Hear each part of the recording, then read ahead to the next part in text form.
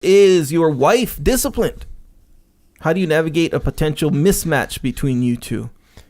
What about when family non-discipline costs you unexpected time and energy taken from your goals? Family non-discipline. Yeah, what? Like my family's not being disciplined? Yeah. Not on board or whatever? Yeah, they're not on board with the program. My wife she runs a tight ship and is disciplined in a little bit of a different way than me. Mm-hmm. Then she's not the same as me. And if that were to cause some kind of a conflict between us, well, then that's my fault for not communicating with her and allowing her to understand my perspective and understanding her perspective. So, for instance, what's the situation, right? Oh, my wife wants me, she wants to spend time with me in the morning, whatever, right? What do? Wake up early and work out. Before she's awake, you're working out. Earlier, okay? yeah. It's not her fault. It's not her fault. It's my fault. Well, what about when, I really want to eat dinner with you at night? Okay, cool. I'll eat dinner with you and I'll stay up later at night so that I can get my work done. And that's fine. You go to bed. That's not my responsibility. That's not your responsibility. That's my responsibility. Mm. It's not your responsibility to mold your life around my whole life, right? Mm. That's not the way it is. And by the way, when the family is doing something that is taking away, what does he say, my energy? Taking away my energy and taking away my time, then I fix that problem. And when I say that I fix the problem, I don't mean I fix them. Yeah. I don't mean that I impose my discipline on them. Yeah. It might involve some adjustments or some attempts to get adjustments, but I'm not, be this really simple. I don't blame my family when things don't go right. Yeah. I couldn't work out today because my kid was sick. My daughter spilled the milk and it's like, hey, this is the same. This is just about ownership. Like if you just want to blame your family when you're weak or you make a mistake or you didn't organize or you didn't explain to people correctly, then that's the way it is. I can say this too. Your family is not you. Your family is not you. They aren't on your program. That's not their deal. Mm-hmm. Hey, if they're on it, great. That's cool. My family's not all on my program. That's not the way it works. Mm-hmm. You impose? Oh, that's fun. Where's that get you? Mm-hmm. You want to impose your program on everyone in your family. What are they going to do? It's the same thing that happens with any team. If you start imposing your strict discipline on them, cool, you can get them to do what you want them to do at that moment. Mm-hmm. Guess what they do as soon as they get the opportunity to rebel against you? They rebel.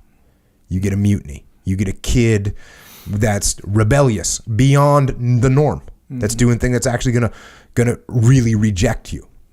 So you don't blame your family. Fix the problem. You know who you have control over? You. You don't have control. You don't have control over your 9-year-old kid. You might think you do, but you don't. You don't have control over your wife to just make her, get in the game. Yeah. Oh, you want to stay on the program. You want to cook, 14 chicken breasts on a Sunday night. So you got 2 a day during the week. Honey, make it happen. No, honey, don't make that happen. If you are a good leader and you explain what your goals are and you get her on board with the program, then yeah. Guess what she's doing on Sunday night? Helping you cook some chicken breast for the week. Yeah. But this is just like anything else, man. This is just like any other leadership situation. You want to blame the team when something's going wrong? That's not going to get you a solution. Yeah. You need to take ownership of the problem.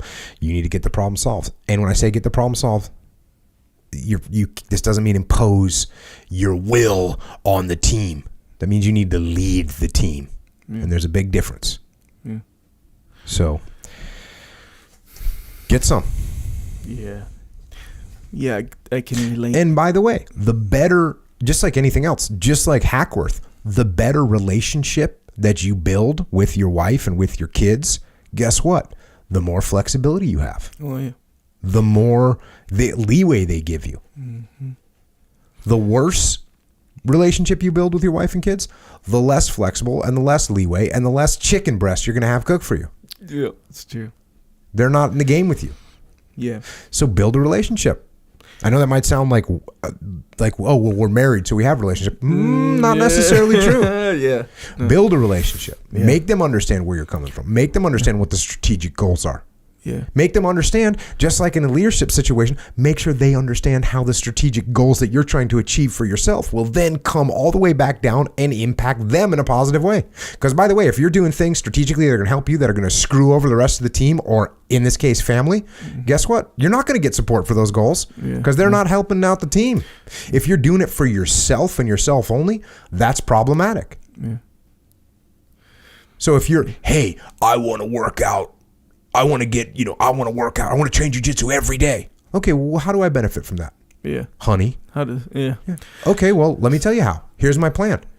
In 6 years, I'm a purple belt right now. In 6 years, I'm going to get my black belt. And when I get my black belt, we're going to open a school. And when I open a school, guess what we're going to do all day? We're going to teach jiu-jitsu. We're going to hang out at our gym. We're going to have a good time. That's a strategic goal. I need you in the game with me right now. That's totally different than I want to train. Yep.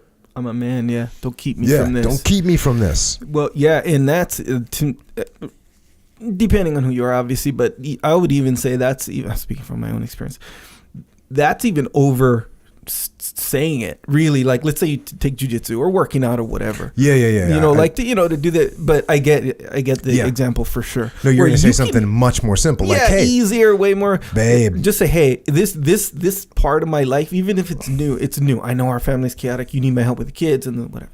Be like, but hey, this means a lot to me, and it makes me feel good, makes me, a happy person or whatever. Can we make this work? Yeah. Can we do it? What do you want from me? You know how you like this other thing? Sure. Yeah. I want to support you doing that. Here's where I need support. Yeah. You're right. Yeah. This thing puts a smile on my face. Yeah. You want me smiling around here? That's what. And people, I'm sure someone's going to bring up the fact that there were times when I was in the games and I would come home from work at 7:30 at night. I'd pick up my gym bag. I'd drop off my work bag, and I'd just walk. I'd go, oh, hang on, I'm going to train. Yeah. And there was a few times where she did not want me to go train. Tears in her eyes. You got to be kidding me. You've been gone all week. You've been gone for 2 weeks. You come home at 7:30 and you're going to go train instead of eating dinner with us. Yeah. I was like, yep. The reason I bring that up, because I know someone's going to bring up, that's not good leadership. Yeah. That's not me being cool. Yeah. That's not me building the relationship. That's me moving in the other direction. Yeah. So that's not what I'm saying to do. But if you come home, hey, look, here's the deal. Here's what's going on. Here's why. You know what? I come home from work. I got a lot of stuff in my brain. I'm in a bad mood when I come home. And I don't want to be in a bad mood around you. Don't want to be in a bad mood around the kids. Mm-hmm. I'm going to go train for an hour. When I come back, I'm going to have a smile on my face. Watch. Boom. Yeah, man. And that's actually, my wife eventually told me, like, oh, when you don't train, you're not nice to be around. Not that I was intentionally going, oh, you get to train. No, but you just have the... You don't have that release. Yeah, it's that is a real thing for sure. I mean, it's manageable. Everyone's different, I think, obviously. But you could even say something even more, because that's a hard one to sell sometimes to some people, to be like, hey, I'll be happier, Yeah. Then they'll be like, well, or except for that, I'll be happier means we'll be happier. Yeah.